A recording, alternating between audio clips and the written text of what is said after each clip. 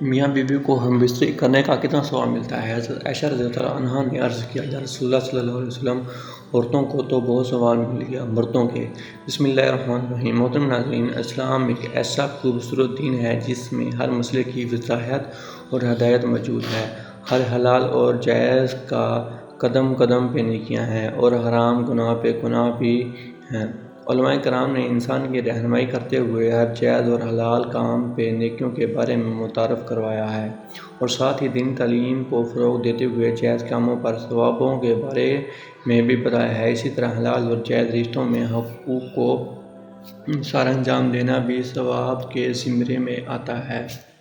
تو ناظرین، ہماری آج کی ویڈیو بھی ایک حلال رشتے کے متعلق ہے جس میں حقوق کی ادائیگی پر ثواب ملتا ہے۔ ہماری آج کی ویڈیو میں بتایا گیا ہے کہ ہم بستری کرنے پر میاں بیوی کو کتنا ثواب ملتا ہے۔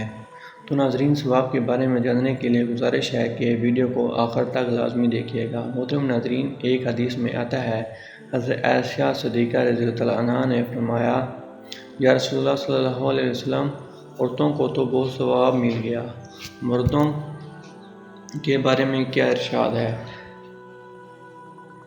یہ سن کر حضور پاک صلی اللہ علیہ وسلم مسکرائے اور فرمایا، مرد اپنی عورت کا ہاتھ پکڑ کر مانوس کرتا ہے تو اس کے لیے ایک نیکی لکھ دی جاتی ہے۔ جو مرد پیار سے اپنی عورت کے گلے میں ہاتھ ڈالتا ہے تو اس کے حق میں 10 نیکیاں لکھ دی جاتی ہیں۔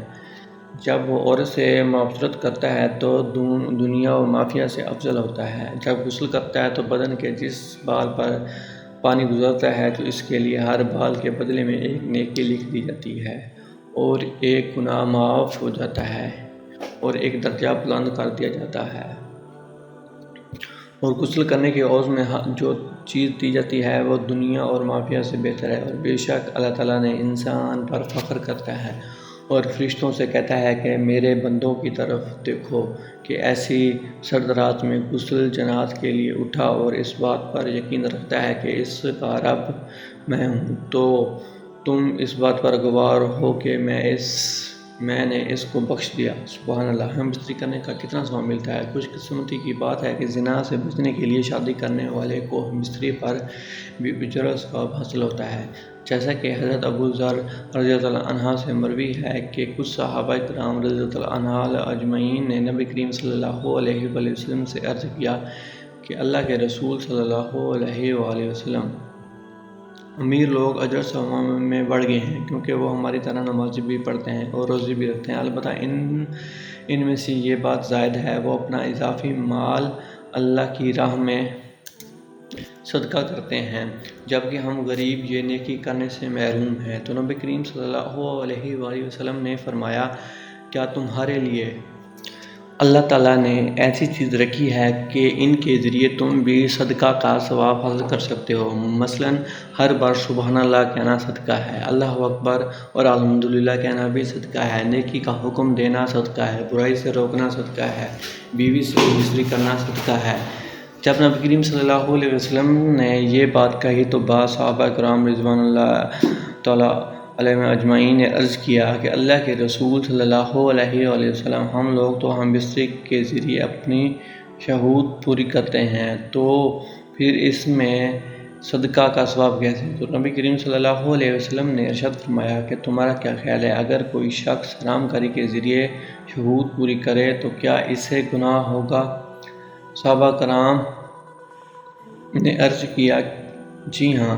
تو نبی کریم صلی اللہ علیہ وآلہ وسلم نے فرمایا، اسی طرح اگر وہ حلال طریقے سے شہوت پوری کرے گا تو اس پر اس کو ثواب بھی ہوگا۔ ہم بستری کے لیے شریعت نے کوئی وقت مقرر نہیں کیا، بلکہ دن رات جس وقت طلب ہو قربت کی جا سکتی ہے۔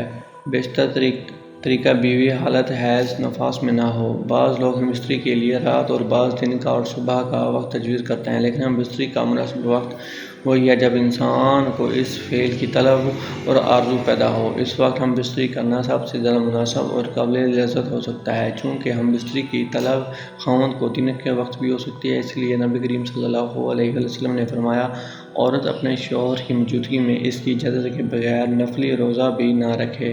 حضرت اوس بن اوس رضی اللہ عنہ ان سے مروی ہے کہ نبی کریم صلی اللہ علیہ وسلم نے فرمایا جو شخص جمعہ کے روز غسل کرے اور بیوی سے ہم بستری کرے اس وقت بھی اسے بھی غسل کرائے، جمعہ پڑھنے کے لیے مسجد میں جلدی آئے، خطبے میں جلدی شریک ہو، خطیب کے قریب بیٹھے، خطبہ غور سے سنے اور خاموش ہو کر بیٹھا رہے تو اسے مسجد میں جانے اور آنے والے ہر قدم کے بدلے 1 سال روزہ اور 1 سال قیام یعنی رات کی عبادت کا ثواب ملے گا۔ حضرت ابو ہریرہ رضی اللہ عنہ سے روایت ہے کہ اللہ کے رسول صلی اللہ علیہ وسلم نے فرمایا جو شخص جمعے کے روز صلح جنازہ کرے پھر جمعے کے لیے آئے تو گویا اجر و ثواب کے لحاظ سے وہ ایسے ہیں جیسے اس نے ایک اونٹ کی قربانی دی ہو، پھر جو دوسری گھڑی میں جمعے کے لیے آئے اور ایسے ہی جیسے اس نے گائے کی قربانی دی، پھر تیسری گھڑی میں آنے والا ایسے ہے جیسے اس نے سینگ والے مینڈے کی قربانی دی، اور چوتھی گھڑی میں آیا تو اس نے گویا مرغی یا صدقہ کی، اور جو 5ویں گھڑی میں آیا تو اس نے گویا آنڈا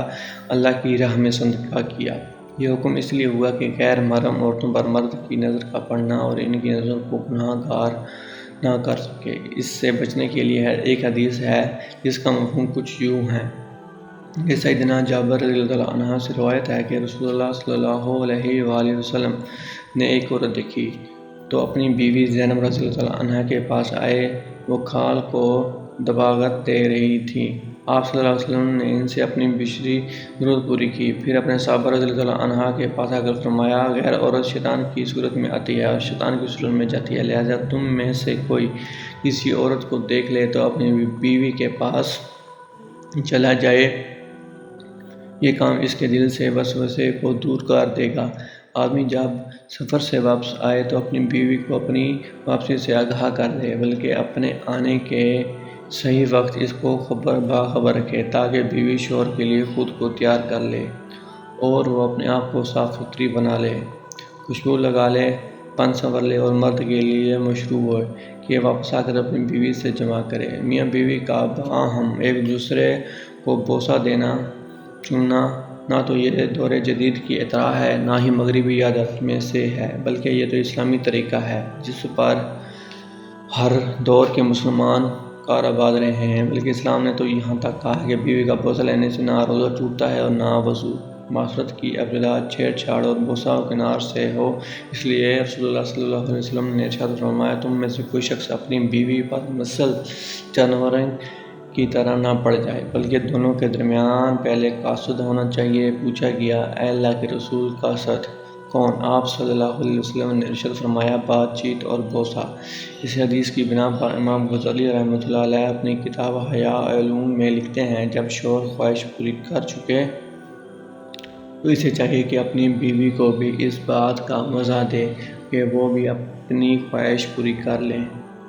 اسی لیے اس موقع پر اس سے علیحدگی اختیار کر لینا اس کو ایذا کا سبب بنتا ہے، بلکہ بعض مرتبہ تو منافرت کا ذریعہ بن جاتا ہے۔ یہ تھی ناظرین ہماری آج کی ویڈیو جس میں میاں بیوی کے درمیان ہم بستری پر ثواب کے بارے میں بتایا گیا ہے۔ دعا ہے اللہ تعالیٰ ہمیں دین اسلام کو سمجھنے اور سمجھ کر اس پر عمل کرنے کی توفیق عطا فرمائے اور حقوق کو اولین درجے پر ادا کرنے کی توفیق عطا فرمائے، آمین۔